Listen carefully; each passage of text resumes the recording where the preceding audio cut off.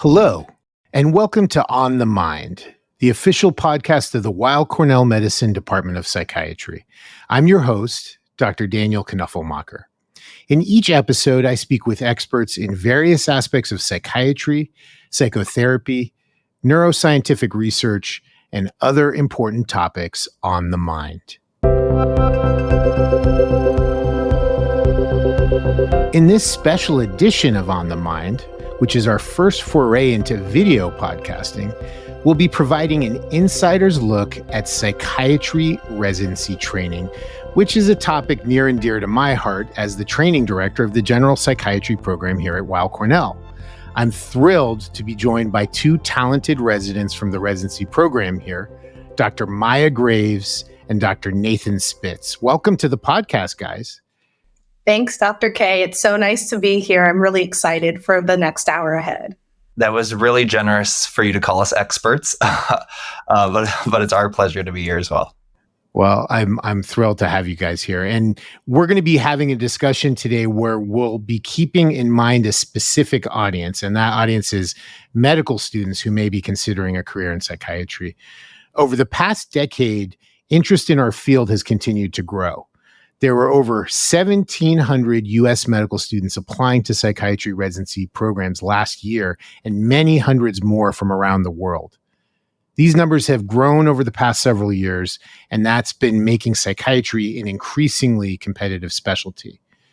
Applying can be a daunting experience for medical students, so the three of us are going to try to help alleviate some of that anxiety by sharing tips on how to navigate the application and interview process, and also provide some perspective on what life is like as a resident in psychiatry. So let's jump right in. Maya, Nathen, I want to begin by asking the two of you to share a little bit about your personal stories. This is something I do on every episode of the podcast, so this is no different. And I want to know and have our audience be able to hear how each of you ended up choosing a career in psychiatry, and maybe you were considering some other things along the way, but saw the light. So just wanted to hear your stories. Maya, if you could start. Sure. So my name is Maya, as Dr. K said. I'm from Indianapolis, Indiana. So coming to New York City was an absolute no-brainer for me. I was dying to get out of the Midwest, and I was looking for a new environment with an area where I can be challenged by experiences, where diversity is a little more celebrated. And of course, I just wanted to live and work in the best city in the world. So I actually came here in 2018. I did medical school here as well. So staying in the city was another no-brainer. Now, choosing psychiatry is a completely different story. I came into medical school not super differentiated, but psychiatry had never crossed my mind. Not something that I'm familiar with in my personal life, in a professional way, not something I experienced or saw much through other people with my family. But nevertheless, I chose surgery. I was going to be a surgeon. I'd identified as a surgeon. As I came closer towards the end of medical school, I was confident I was going to be a transplant surgeon. And it was not until my clinical year, which I have to give a disclosure, I was in my own therapy throughout the course of my clinical year. And surgery had come. I absolutely loved it. I thought I was thriving. And psychiatry just happened to be the next rotation I went through. And as I'm going to therapy weekly, my therapist is like, you're a new person. You are brighter and more excited to tell me about things and actually willing to talk about work, like what's going on here. And, I was just like, yeah, psychiatry has been great. Nothing too special, like not changing my mind whatsoever.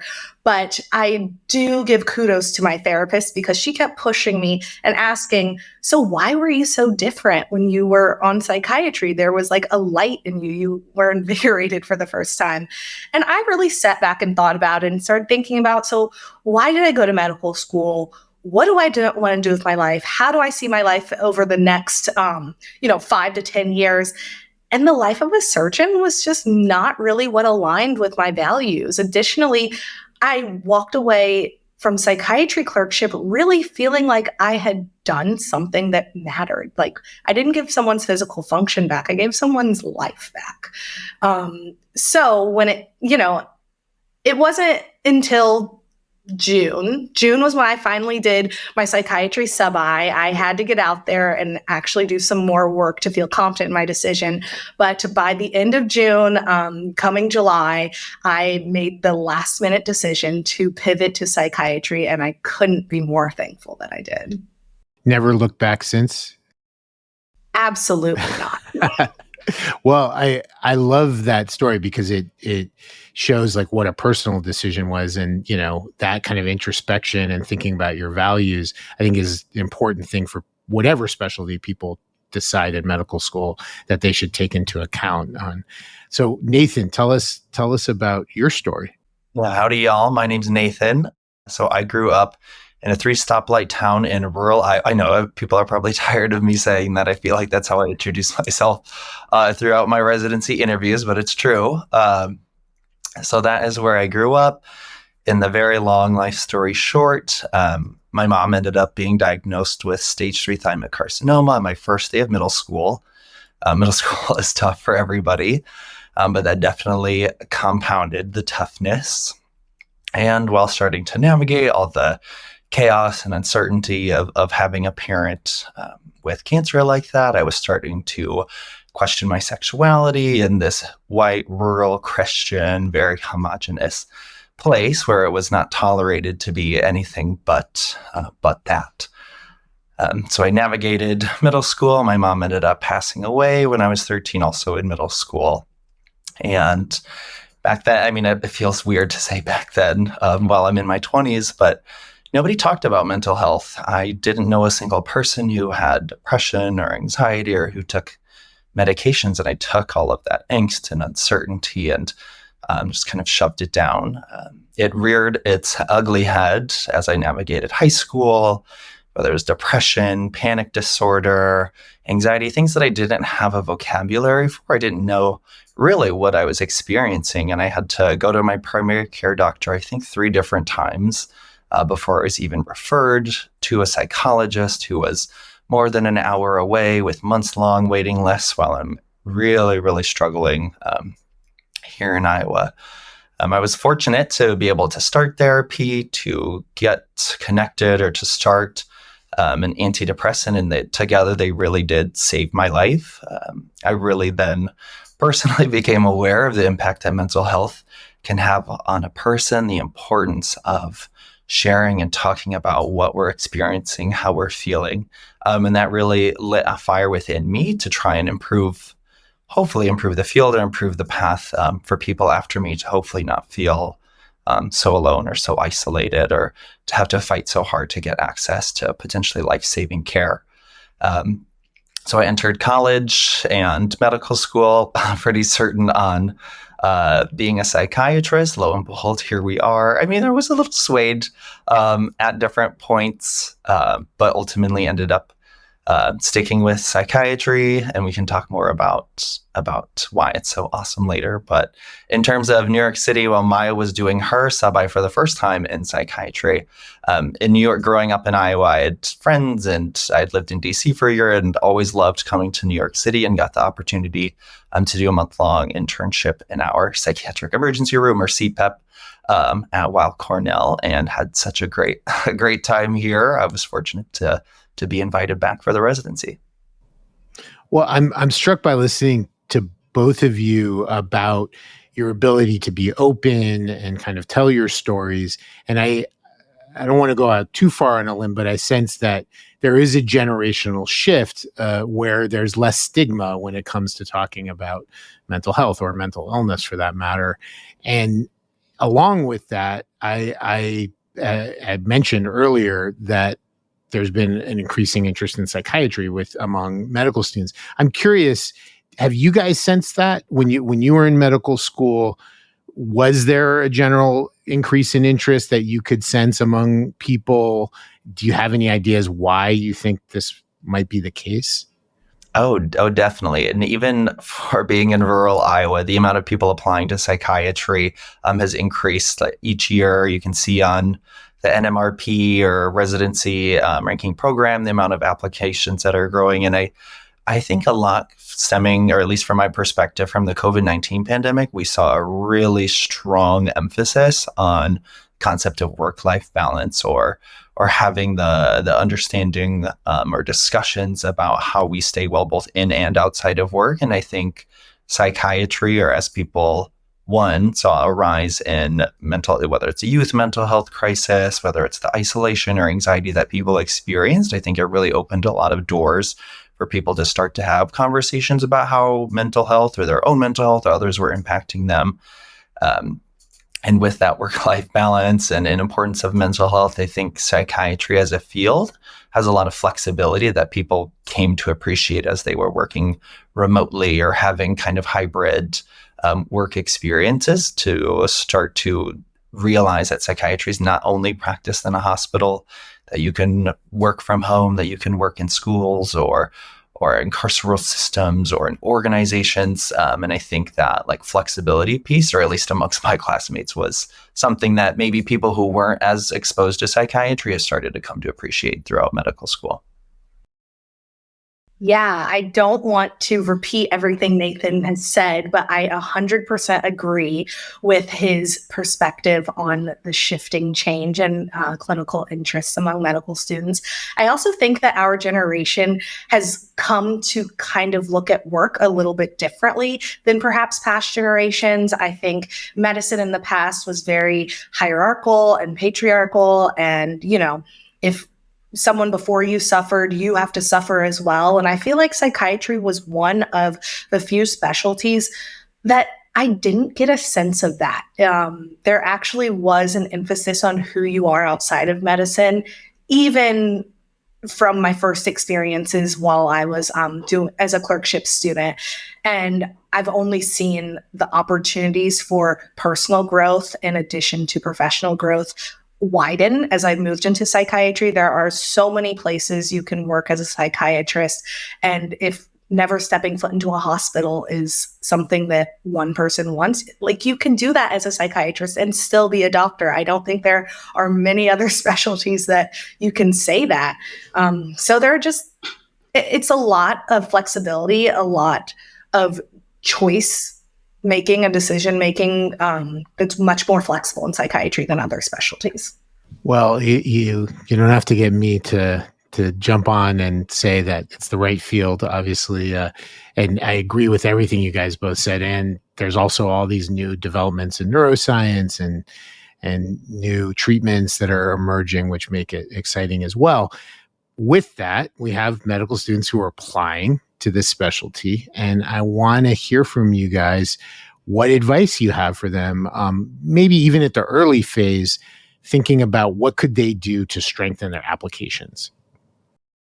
Sure. So in terms of application strengthening while still in medical school, or even before medical school, I would say show what you're doing rather than talking about it. Get involved, explore, figure out things that you like, but also, as importantly, figure out things that you don't like. Because I think as you build a future and as you build a career, it's important to understand your own boundaries in order to create something that feels worthwhile getting up and going to do every single day. I know for myself, specifically with psychiatry, just kind of having an interest in others and the world. Take time to go see different forms of the theatrical arts, read books, go outside in nature. I think one thing that you can do for psychiatry that's very different than preparing for other specialties is figuring out who you are, because the program is going to be interested in you and what you bring as a person, in addition to you becoming a psychiatrist. They're going to teach you how to be a psychiatrist no matter what. They want to know why you. And something that I think maybe like undervalued, or something that I didn't hear a lot of, that I found a lot of benefit in terms of my strengthening my application for psychiatry residency, is starting to find mentors or people in your corner. Whether it's mentors in or outside of psychiatry. I think early in medical school, if you even have an interest, connecting with your attendings, talking to the residents, I think that they can help guide you or help to show you different possibilities of things that are available to you while you're in medical school. whether it's opportunities for research exposures, whether it's ways to get involved in volunteering with different organizations, or NGOs or things like that in the community, whether it's getting connected to national organizations, for example, like the American Psychiatric Association or the APA. I think mentorship and connecting with other people, starting these conversations early can really help, like Maya said, open a lot of doors for you to explore and to find whether it's psychiatry, whether it's something else, or whether it's specific areas within psychiatry.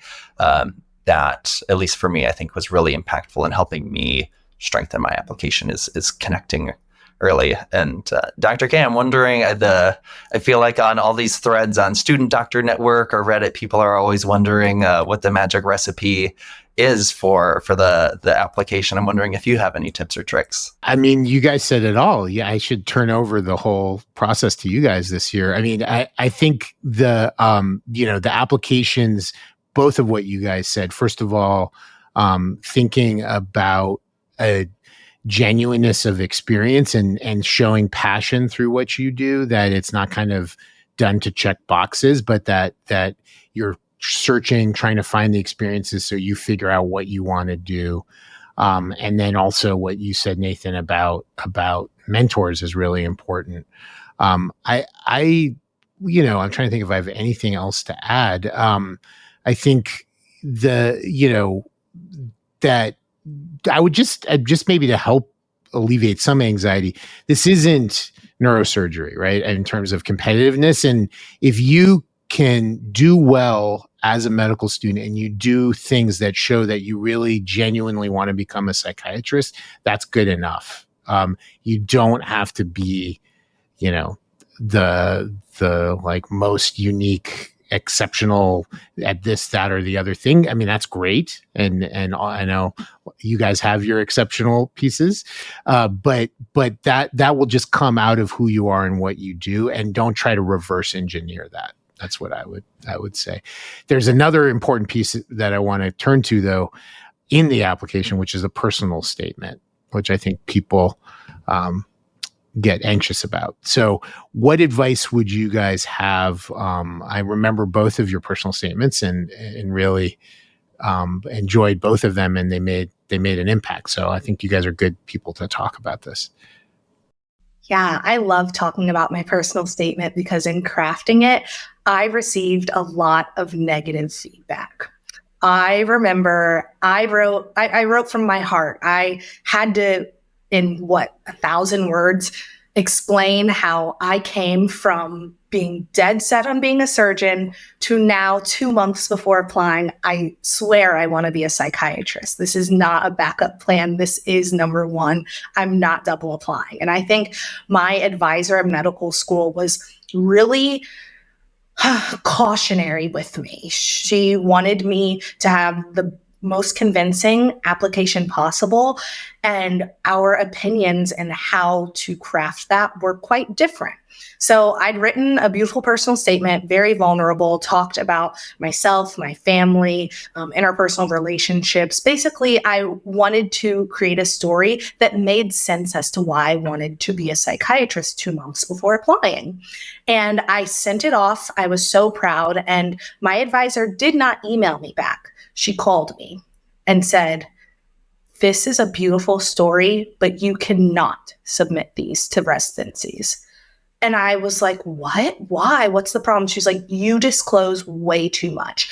They're going to have red flags about mental health in your family. What if you become mentally ill? You've talked about addiction. You've talked about just a lot. And you frankly said you were scared of an inpatient psychiatric unit." Like, she was like, "This is a great story, but this is not a personal statement." And we got off that telephone call, and I was a bit jarred. I was really proud of this. And instead of, just throwing it away, my gut feeling was like, I need to talk to a psychiatrist about this. And I went to a mentor of mine. I had her read the personal statement, and her response is, "This is perfect. This makes sense. You need to move forward with this, and I will speak to your advisor on my behalf or your behalf." if she's not comfortable signing off on this when creating your application. And ultimately, once my mentor, who was a psychiatrist, spoke to my advisor, who was not in the field of psychiatry, we all agreed that this was the right thing for me in my application, given that my path was not direct whatsoever. So I guess all in all, I'm saying seek diverse opinions, do what you think is right. And if your gut says yes, talk about these things, then talk about it, because I was able to talk about my personal statement very passionately throughout my interviews. And I know that it was a big talking point for a lot of program directors. And earlier you'd mentioned how to strengthen your application. I did not realize how long residency applications were. I don't remember the final. I think like in the printed format, mine was like 18 pages or something heinous like that, which I imagine is very difficult for people to read through in the residency kind of reviewing process of who to extend an interview to, et cetera. And with that in mind, I think the personal statement's a great opportunity for people to string, I'm going to use this analogy of string or thread, to kind of thread all of these different aspects of your application together and to give some context as to how or why you arrived at this point in your life, whether it's talking about how or why you were interested in research or the impact that this community service had on you or a particular patient interaction. I think that the personal statement's a great place for you, like Maya said, to show and not just tell all of these like experiences, motivating factors, et cetera, and to create this narrative. I feel like the personal statement's a great place for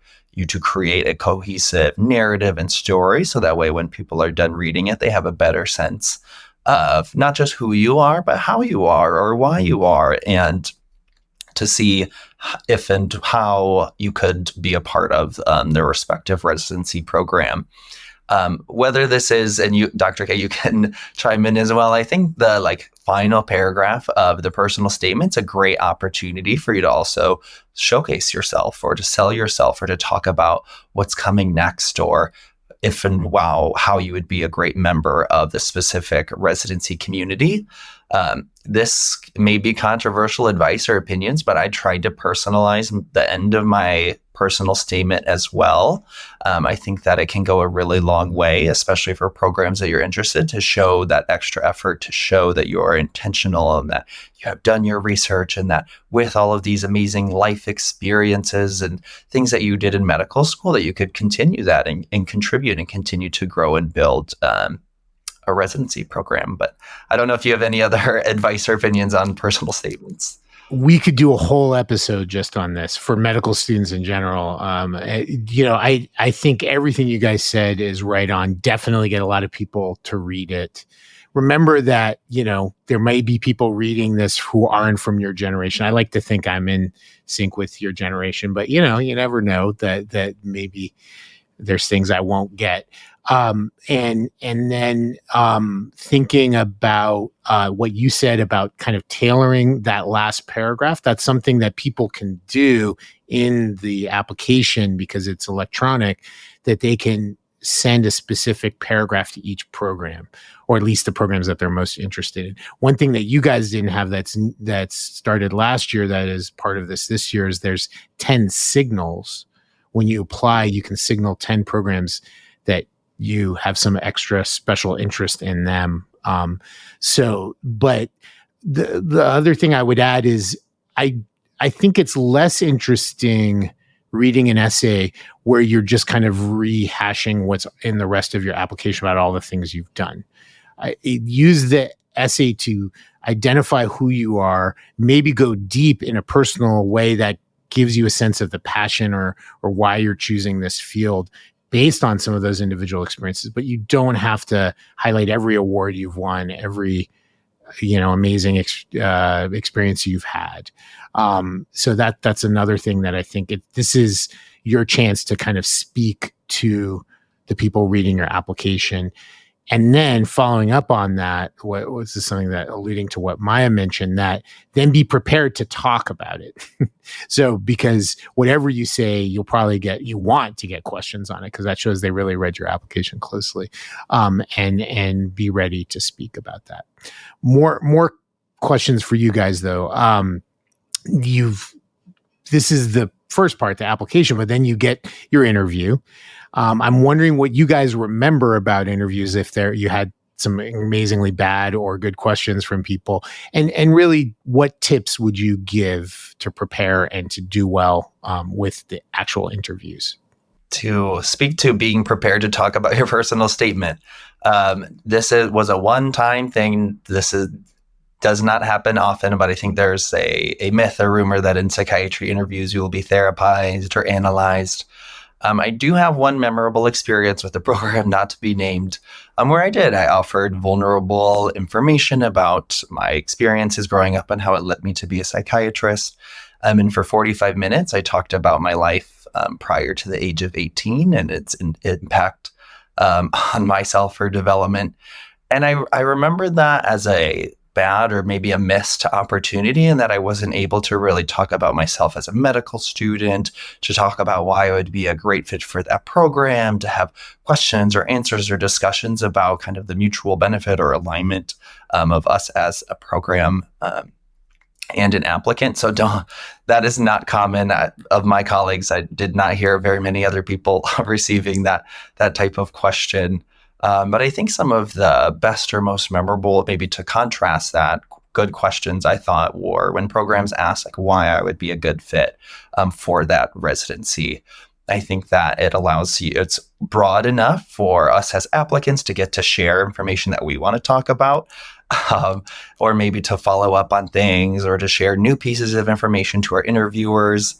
And I think it also creates, for us to talk about why specifically that program to show, whether there's specific rotations or programs or mentors that we want to work with, and to also highlight like our life outside of the program, to talk about our supports, to talk about things that we like to do, to create maybe a comprehensive picture for us as applicants. So maybe a tip in the interview is, and something that I did that I found was helpful is there's tons of documents online with some of the most commonly asked questions, and to just, not that you have to rehearse line by line what you're going to say, but maybe have a few bullet points or different scenarios or different talking points, so that if you do talk about something earlier in an interview, if you get asked, you're not rehearsing, regurgitating or saying the same response for each question. So do a little homework ahead of time, and I think it will pay dividends in the end. Yeah, I totally agree with Nathan on having talking points. I would say keep them extremely broad too, so that they're applicable to multiple different ways a question might be posed to you by or during an interview. I also think one of my favorite questions that gave me a little bit of insight into the program was when program directors or any other interviewer asked, "So how do you take care of you?" And I think one, it's a question that the first time I was asked, it caught me off guard. I'm like, wait, how do I take care of me? I've been in medical school. I don't take care of me. But it shows that I think the program does care about your genuine well-being, and they want to know that, you come in with some tools and knowing how, when you're having a bad day, how to move forward. Because in psychiatry, there are bad days. We're dealing with really hard situations and hard life scenarios that can be quite heavy sometimes. And I think when a program recognizes that, speaks about that, and also wants you to play an active role in your own sort of healing or wellness, in addition to what they can provide you, it really does show that they care, and this is something they deeply think about, recognize, and understand. I think it's a great way, that question specifically too, to like build some rapport with your interviewers as well, whether you're, like Maya said, a theater person, or you're interviewing in New York to maybe build some spontaneous riffs about things that your interviewers like to do, or whether you're interested in food or cuisine or exercise or nature. I found that some of the most like organic conversational conversations or talking points came from that style of question too. Dr. K, what's your favorite question to ask Well, applicants? this is like a mirror experience because you guys are kind of hitting on all the things that you want to know when you're interviewing. You want to know, what is it about this person and this program that will be a good match? And I'd say when I'm looking at programs, I want all different kinds of people with all different kinds of interests. This is we're striving for diversity in the community, but it's still, we have what we have in our program. We're in New York. There's specific things about it. I want to make sure that this person is interested in that and that's going to be happy here with what we have to offer. I think that question about wellness is really important because, as you said, residency can be challenging, psychiatry can be challenging, and you want to understand someone's resilience and ability to kind of thrive in spite of those challenges. And then lastly, just that certain quality of who are you? Does that come through? And is there a genuineness? And what are your interests? And it could be that, wow, I love that same reality show. And we spend a few minutes talking about that. Or it could be that, you're into something that is, I have known nothing about, but you're so clearly passionate about it. It's amazing to listen to your thoughts about that. So all of that, I think, coming through in interviews are pluses. So great advice. I want to keep going because we could do this for hours, but we only have some limited time. So you've done the interviews, you're at that last part of the process, and you want to think about how to assess and compare different programs.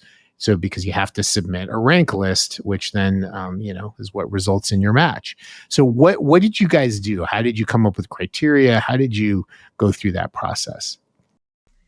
Yeah, so I, after every single interview, just jotted down exactly how I was feeling, what I liked, what I didn't like, because you do the rank list so far after the point when you interview. And while I may not remember the way I felt, I trust my own notes. I trust that what I told myself at that point in time is the way I'm feeling now and will be reflective of where I think I might best fit. So I would say that is first and foremost, just keep active logs and active notes of your thinking and your thought process of why this program over that program, why this geographic region over that geographic region, why this patient population. There are a lot of different things. Additionally, I think being honest with yourself about where you want to live is huge. You're giving up your 20s, 30s, to spend more time in a hospital than you do outside the hospital. So you better choose somewhere where when you're outside, you're happy living there. That's very different for everybody. Some people need like an urban jungle to explore. Others just want to be close to family and friends. So make sure you know what you need, because as we've all said, residency is very time consuming and it can be hard. So when you're not actively working, you want to make sure that you've made a decision where you're comfortable. You're comfortable outside the hospital and you're ultimately happy. And Maya had kind of brought up this piece of advice, and I think it holds true in creating your rank list as well. Seek input and advice or thoughts or opinions from a bunch of different people, whether it's from the programs that you're interested in. Some of the most important or impactful conversations I had were with residents after the interviews. I think during the interview day, at no fault of the residents, I think there may be some censoring or some kind of generalities in which people talk to try and put the best foot forward from the program. And I think if you're able to connect offline, you're able to ask really specific or personalized questions to your unique needs and circumstances. I think that connecting with residents at different points throughout the residency process as well was really helpful for me. I think if you perchance only get residents in their first year of psychiatry who are all on internal medicine, their experiences might be a little different than a third or fourth year psychiatry resident who has a lot more experience from the program, living in the city, and has some of that institutional knowledge about changes, wellness programs, things like that I think are really impactful. And in what Maya said, and being honest, I think being honest with your friends and family as well, I think they're able to maybe point out some things that we as applicants may have kind of the rose-colored glasses and the excitement of thinking about what our lives could look like, having some of those ominous conversations with people who know you, not just as a medical student, but as a person, were really impactful and helpful for me in crafting that rank list. Great advice. I want to ask another aspect of this. And this could be even early in the process when you're looking at places that you want to apply to, but also after you've interviewed. How do you go about assessing the culture of the different programs where you're applying? I mean, I think, Nathan, you alluded to talking to residents. Obviously, that's one way. But also thinking about commitment to diversity, equity, and inclusion and belonging at different programs. How do you get a sense of what it's like there, if at all?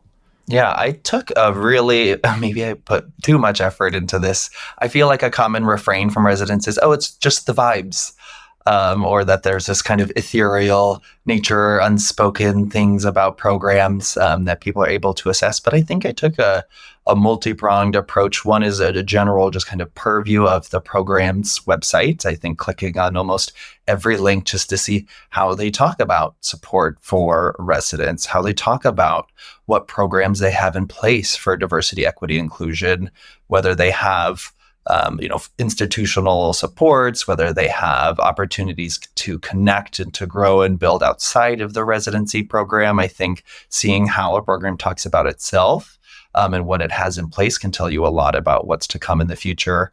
Social media is a growing force and presence, whether it's Instagram, Twitter. Oh, I guess now it's called X. Instagram, X. I don't know of any programs that are on TikTok. Maybe it's a thing. Maybe we can explore that avenue next. But checking social media is, I think, in the social media frame, there's a lot more of the kind of organic opportunities, or you can maybe see some behind the scenes of what life looks like in the residency program, highlighting, bios of different residents, highlighting ways that they connect and engage outside of the program. I was fortunate to be able to do some away rotations as well. I know that they're not necessary for psychiatry, maybe like some other specialties, or they're more heavily encouraged, but I found those extremely valuable, especially coming from Iowa, to see how psychiatry, one, what the culture is like, two, how psychiatry can be practiced, how it can be practiced in different settings.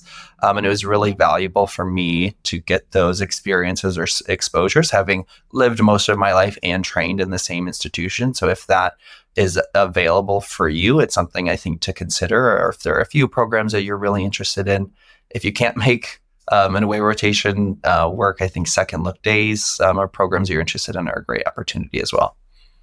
Yeah, I second Nathan on everything as always. Second look was a great opportunity to get a better feel of the culture because program directors are not involved. Everyone's a little more relaxed. The residents are able to speak from the heart and really, highlight both strengths and weaknesses of a program. I think a really telling sort of marker to see where a program is actually asking them, like, what areas don't you have? Where do you think there is room to grow, especially in terms of DEI? I think with DEI, everyone wants to create an idealist community where everyone is welcome and heard and valued equally. But let's be real, it's just not reality. And no matter where you go, there are going to be issues. There are going to be, interpersonal conflicts between people of color, residents of color, and older attendings that are more conservative. There are going to be mess ups, people miscalling names. I mean, it's inevitable. But I think what really made a difference for the schools I was seriously considering and where I thought I would be supported best as a Black woman were those schools that were like, yeah, we've got problems, but these are X, Y, and Z initiatives that are either in the works or about to happen that we are are trying to implement. Additionally, I think when you talk to program directors or anyone from a program about how they take resident feedback and integrate it, I think when I saw programs that had resident activities that were actually resident initiated, that said a lot. It said that the program actually listens and tailors their training to what their residents want. And then I also think that having not only affinity groups or like spaces for open conversation and talking about, the intersectionality that we all have, not only having those, but having funds behind them, because at the end of the day, funds really show what programs and hospitals value. And if they're willing to fund, travel to the NMA, or willing to fund, diversity luncheons, or, just little things that allow students the space to be themselves and be supported as an individual that may not be highly represented. Thank you, guys. Well, you said so much there, and I think, thinking about the culture by seeing how the places you're looking at answer those questions, or is there some humility about the work that has to be done, and so much there. So the good news, of course, was that fortunately both of you matched here in 2023, and along with your awesome classmates, and who are now all in the second year of residency. So I want to end for like the last 10 minutes that we have left, to ask you about life now as a resident. So let's start with, what were the biggest surprises about residency? You come in as a medical student applying, you have all these ideas. What were the biggest surprises in reality of being a resident? Yeah, so I think the biggest surprise was that when you go home, the work is actually done. Like, as a medical student, you come home and there's always something more you can be studying, always something more hanging over your head. You never feel adequate. But as a resident, you have a job. It's very clearly defined. You do it. And when you're done with your job, there's someone that you sign out to, and they take over, and you can wash your hands and leave for the day and have an evening without feeling that you're not doing something you're supposed to do. So I think that was one of the biggest surprises. I also think that taking ownership for patients feels completely different as a resident than it does as a medical student. Like, you are the doctor. The patients and the patients' families really look to and value you and your opinion and your advice. So there is just this actual sense of responsibility and neededness by the team. It's nice to feel needed in addition to wanted, but needed is really nice. And if you don't do your work, a lot of people are going to suffer. And so that was a really nice feeling about residency. Maybe this is program specific. I know everybody will have different experiences as they navigate residency, and especially at this program, coming in as somebody who particularly enjoyed psychiatry and wasn't really swayed throughout it. I was really nervous or fearful about doing rotations as a resident, or having that ownership that Maya talked about in rotations that I hadn't done for 2 to 3 years. And I was so pleasantly surprised at how supportive, how engaged, how welcoming, even like the off-service residents, off-service attendings were. I was always made to feel a part of the team, that I was an integral and vital part of the team. I was never made to feel less than. And I think that was really such a positive surprise, especially coming from the medical student perspective, where you're constantly evaluated and scrutinized, or you have that fear that people are always judging you. So that was a really welcome surprise. And maybe this is program specific as well, but I also feared, and this is not to minimize the financial struggles that other people have navigating the transition from medical school to residency.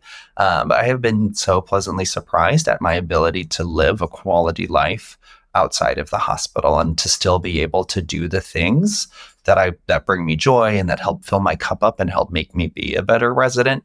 I know everybody has unique financial circumstances, and each program has different benefits and things like that. But that was a big surprise, coming from medical school being and almost entirely reliant on student loans and like tutoring on the side to try and make ends meet, that, like Maya said, I can sign out and put my feet up or put my feet down and go out and explore the city and live the life that I dreamed of.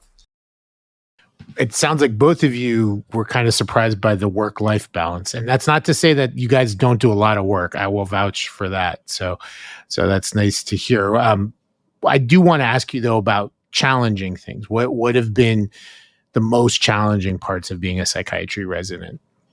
In general, I think there's like a common theme of, and maybe this is not psychiatry, I'll try and answer both residency and psychiatry specific. I think in residency, the restriction on your time.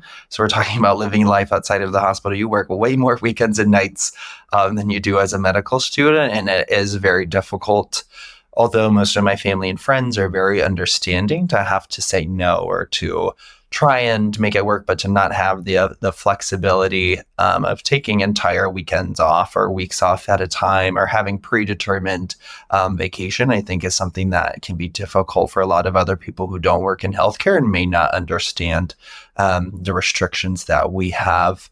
And then I think a challenging aspect in psychiatry is I feel like in this shift from the medical student to resident responsibility, and maybe this is psychiatry specific, there's a whole unique tool or toolbox in psychiatry in terms of providing psychotherapy that I feel woefully unprepared for as a medical student. And that's no fault of medical school, but I think there is such a unique entire realm of practicing as a psychiatrist vis-a-vis the providing psychotherapy or different forms or modalities of psychotherapy that's really challenging. And as a medical student, most of our psychiatry knowledge is pharmacology based.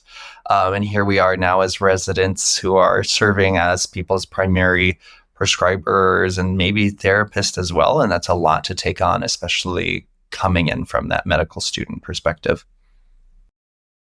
I would say in psychiatry specifically, I think a challenging aspect that seems like it'll never happen to you, but it's inevitably going to happen to everyone, is losing a patient. I think in psychiatry specifically, like it weighs on you more, I think, than someone who has a physical terminal illness. So, I always was told, like, it's not a question as to if, it's a question as to when. And super, unfortunately for me, I've lost my first patient. Some people go through an entire 4 years of residency without losing one, but that was a remarkably challenging experience for me. But I was so surprised by how supportive and overwhelmingly there everyone was, because it can be really isolating and really a weird sort of thing to carry. And it's not something that people in your outside life can really resonate with or understand the amount of responsibility you feel for these people you're taking care of. So I think specifically to psychiatry residency, that is an inevitable, very challenging aspect. And it's very important in choosing a program that you do feel that you choose somewhere where you can approach people and talk about emotional difficulties and, how to cope with something that is really impactful on someone's life. Thank you both for sharing those challenges. And I having gone through psychiatry residency myself, I can attest to all of that. And again, thank you, Maya. I mean, that is one of the hardest things that I think many people go through for the first time in residency. And it's something where you definitely need support. How unique it is to psychiatry, I'm not sure, but it often feels like what we're battling is like the systemic presence and social determinants of mental health, and that the tools that we have as psychiatrists, we can try and provide as much CBT or SSRIs to somebody, but if they don't have a home, if they don't have an income, if they don't have supports behind them, I oftentimes, or something that I've struggled with, is knowing our limits or knowing what we as psychiatrists or we as a system can provide for a person. And that I think is also like maybe it's something unique, and not that the social determinants of health don't affect every other specialty, but I feel like we are really presented with some of the utmost extremes of what systems can do to a person. And I feel like we are oftentimes, trying to uplift or uphold or provide resources, which is pretty challenging. Absolutely. And that's where, you have to think about what can you do? You have to set limits for yourself in terms of, because there's an endless amount of need, but where are the differences that you can make in individuals' lives or even in the system, whether that's, through organizations, whether that's through individual care. It's an important part of the field, but that's challenging. But it's also, I imagine, a bit of why you both went into psychiatry, right? Is because those things exist and there are people suffering and you wanted to help them. To that end, I want to talk about the other side. What about rewarding aspects of being a psychiatrist or a psychiatry resident? I mean, seeing someone do well is the most rewarding thing ever. But I also think seeing someone through a really hard time and being a constant when maybe they have not always had a constant in their life is something, or a really special role we're able to play. I often think like, wow, I cannot even remember the names of half of my patients, but I remember the really intimate interactions we have, and I'm sure they remember me. And like, that's a really unique position to hold in life, where others think fondly of you or remember you, and you may not have the same sort of ability to actively think about people as often as they might think about you. I think another rewarding aspect is just getting to know and hang out with your co-residents. You get a whole batch of friends that are decided for you, who are really your rocks for about 4 years or however long your residency program is. So I feel remarkably lucky to have the group of 12 that we are now. And it's just a starting point for a really, really good career network ahead. To build on what Maya said, and this advice I think applies to every medical student, is to find your people, to find the people in the resident workroom that you've really enjoyed those conversations, or that you're able to talk about also things outside of the hospital as well. To be a psychiatry specifically, to be surrounded by people who are curious, who are adventurous, who love to get to know other people, I think just births such a unique, caring, supportive, loving environment that makes coming to work fun.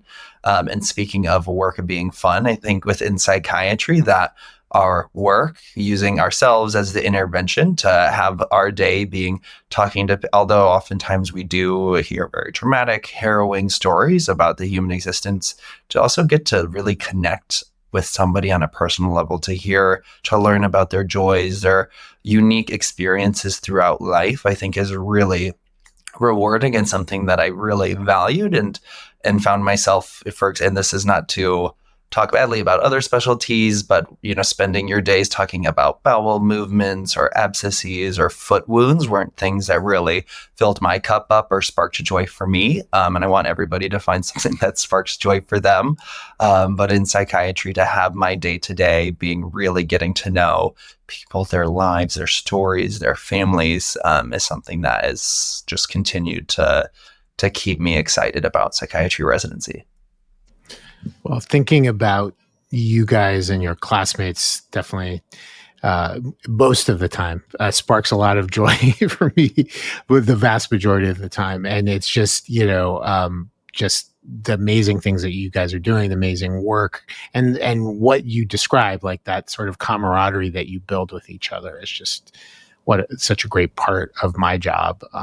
So I want to end with a question about a pearl, or pearls, I guess, that if you could, each of you share one piece of advice that you are going to give to medical students who might be listening and are considering psychiatry as a career or applying to residency in psychiatry, what do you guys wish was something that someone told you back when you were in medical school considering this specialty? I think they're starting to, maybe to paraphrase that question, is that I wish, and if they did, I must have ignored it. I wish more people would have had conversations about saying no. I think that the prevailing wisdom is to say yes to everything, and I talked about this earlier, the amazing opportunities to continue to explore and try new things. For a novelty-seeking, like experience-oriented person like myself, I think medical school can be dangerous in that there are so many opportunities. Like Maya was saying, there's always something next. There's always something that you can be doing. And I think I took that say yes to everything. You can peel it back later a little too literally, and oftentimes found myself really overwhelmed. And although there is you can always peel back, you can always back out. I felt like I personally couldn't do that. Maybe it was how I was raised, that if you say yes, you finish it to completion. And I found myself oftentimes exhausted or exasperated. And by learning to say no, I think, one, you're able to say yes to yourself more. I think I wish I would have said no, so that I could have said yes to myself and my life outside of medical school and the hospital more. And by saying no to the extensive opportunities ahead, I think you can dive deeper when you're able to invest more to learn more about maybe a few topics or aspects that you're extremely interested in. I think could have saved me a little grief in the end. But that is something that I wish people would have had more honest conversations with me about. So knowing when to stop at the buffet. Which I can't. I have no idea. I am team sweatpants all the way. Maybe I need to start wearing jeans so that I know when to stop. I think we're also guilty of saying yes to everything because you feel like if you say no, you'll never get the opportunity again. But I think my pearl of wisdom I will leave with students is, as medical students, we feel like we have to be perfect. We have to know all the answers. We have to perform at our highest capacity 24/7. And that is all false. It is okay not to know things. It is okay to make mistakes. It is okay to ask for help. And I think when you understand your own limitations, are willing to be vulnerable and make a mistake, and also, just flat out ask for frank help, it only makes you more of a person that someone can, one, relate with, because we all have felt like, imposters. We've all felt like we're just putting on a coat and playing doctor every day. And it's more common that we don't know than I think people, or at least med students, perceive. And it's really liberating also to be asked a question and to just say, I don't know. Can you tell me? Or can I have 5 minutes to figure it out? It takes a lot of pressure and stress off of just every interaction every day, because who knows everything and you're not perfect. Great advice. And so now the people listening have been told this while they were in medical school. So thank you both. God, Maya, Nathan, I'm just so grateful to both of you for coming on this podcast today and speaking with me. As you both know, I've been looking forward to this episode for a while. It's fun to speak with you guys whenever I connect with you, whether I see you in the halls or when we're on Zoom together. I'm just grateful to you for sharing very, I think, vulnerably your experiences and really your wisdom from those experiences to those who are interested in learning about what it's like to be to get into psychiatry residency and to be a psychiatry resident. So thank you. And I hope that, all of your co-team members, you guys are both on inpatient psychiatry right now, completely understand that it was just so important for me to pull you away from that important work. But I'm really grateful to you guys. Thank you for coming on. Thank you so much, Dr. K, for having us. It's been a real delight. And like you said, there are more conversations to be had. There is so much that we can talk about in terms of applying to medical school and residency. So if we can continue the conversation for all the things that are on the mind. Well, maybe people will be reaching out to you guys. I don't know. So, I also want to thank everyone who checked out this special episode of On the Mind, the official podcast of the Weill Cornell Medicine Department of Psychiatry. Our podcast is available on all audio streaming platforms, including Spotify, Apple Podcasts, YouTube, and iHeartRadio. Please tell everyone you know about us, give us a rating, and subscribe so you can stay up to date with all of our latest episodes, like Nathan was saying, on a lot of fascinating topics that will be ahead. We'll be back soon with another episode of On the Mind next month, so be sure to give us a listen.